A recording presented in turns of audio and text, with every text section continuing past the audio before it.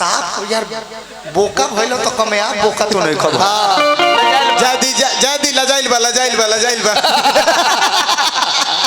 माने बोको हो जाए तो फाइनल बसाए वाला के लोग देखिए से हट जाए।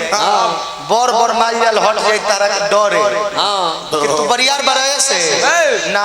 पहले बड़ा ही सुंदर सुंदर गीत संगीत दोगला के भाव में दुगोला के भाव में दोगोला प्रदुमन परदेसी जी देखौले हां।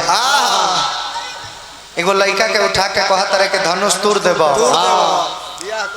बियाह करबो के करा से कनवा में सिखा देले हो कि कहो कि ब्यास जी से। वो लड़का कहता कि ब्यास जी से बियाह करे। अच्छा देखी लड़का आत्मनिर्भर ना होला ना। लड़का के जवना साचा में ढालब वही तरह हो जाए। जवना चीज में ओकरा के ढालम जैसन परवरिश होई ओकर ओह में उपला जाए वही में उढल जाए।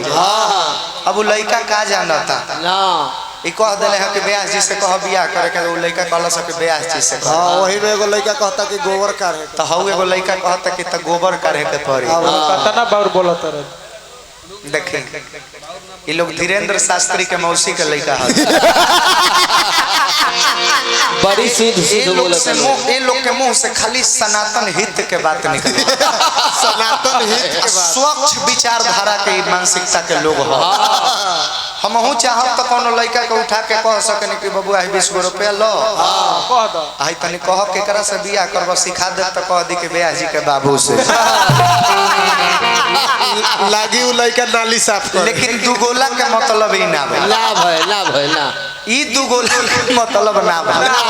अरे कलाकारी से हमरा के दबा दो तू अपना गीत गौनाई से दबा दो डांस से दबा दो तब नु अब लागत तारा बाबा आदम के जमाना के गाना गावे केकर गाना गौला। ए राजा जी पहला मिलनवा कैसे होला केकर हो। आज से 9 साल पहले गीत गा के छोड़ देले बानी।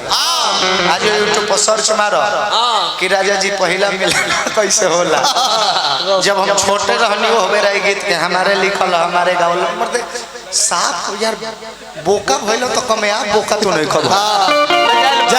जादी लजाइल बा माने बोको हो जाए तो फाइनल बसाए वाला के लोग देखिए से हट जाए। बर माल जाल हट जाए तारा के डर है कि तू बरियार बराए से ना। वो अजुरइबे ना करी तू मारहु जाई तो ताना तू बसई तक के भाग जाई तो जैसे काबोटे हो काबोटे। हां दे पैसा ना दे खाली बात कही मालोर लगाता कहतन कि देखी ना केंगा ब्याह जी माल गोरू लेखा ताकत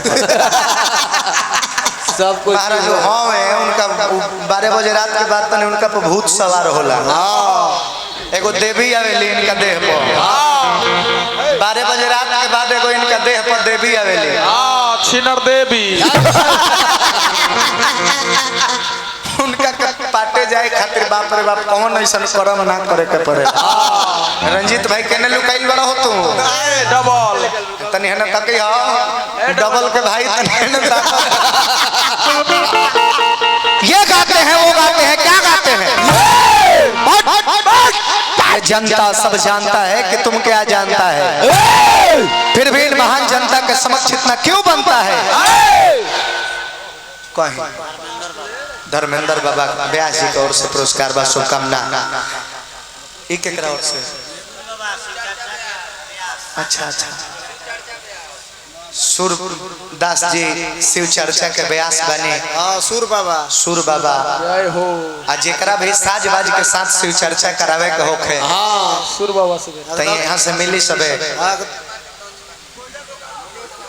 बहुत सुंदर भगवान शिव जी के कृपा बना रहो शिव जी के चर्चा करे नहीं रहो। ये जनता सब जानता है कि तुम क्या जानता है फिर भी महान जनता के समक्ष इतना क्यों बनता है जबकि ये भी जानते हो कि जला डालना ही आग का लक्षण है फिर जानबूझकर उस आग में क्यों फानता है। ये मर्द का जुबान है मरते दम तक वही करता है जो भी मन में ठानता है। लेकिन अपने आप को भी परदेसी डार्लिंग इतने गिरे हुए मत समझना, क्योंकि इन हिजरों के दलों में तेरा भी एक प्रधानता है।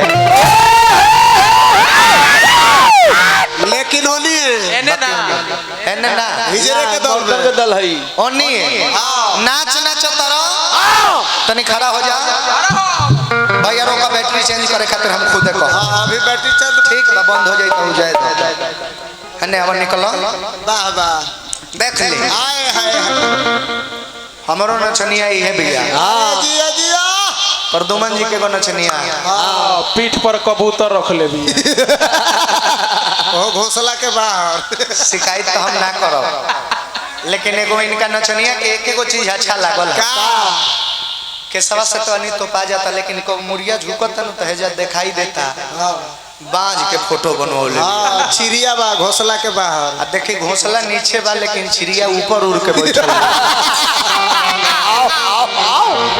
हाय हाय हाय हो एगो नचनिया ही है तब ई हमरा साथे खार बिया तो जोड़ी ऐसन बुझात होई न कि विराट कोहली के साथे अनुष्का शर्मा खार बिया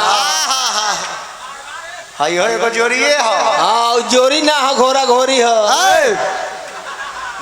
ई जोड़ी जन तनी कैसन बुझाता कैसा बुझाता कि शिव चर्चा में झगड़ा करके हरिंदर भैया पीछे बैठल बारे, नीलम दीदी आगे बैठल